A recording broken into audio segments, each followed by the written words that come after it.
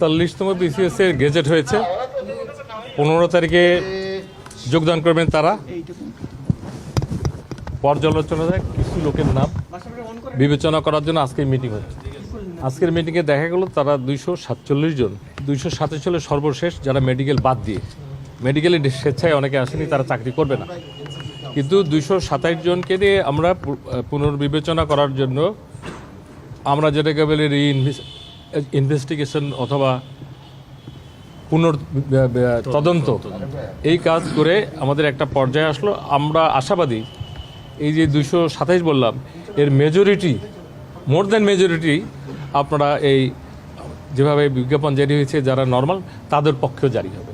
এটা একটা সময়ের ব্যাপার, just it is ongoing process. Majority বলতে কত সংখ্যা? আমি সংখ্যা বলতে বললে এটা একেবারে অ্যাকুরেট বলতে পারবো। মেজরিটি মানে কি, আপনি ২০৭ মেজরিটি করলে যা হয়, এবং এক্স্যাক্টলি মোর দ্যান দ্যাট আমি আশা করি।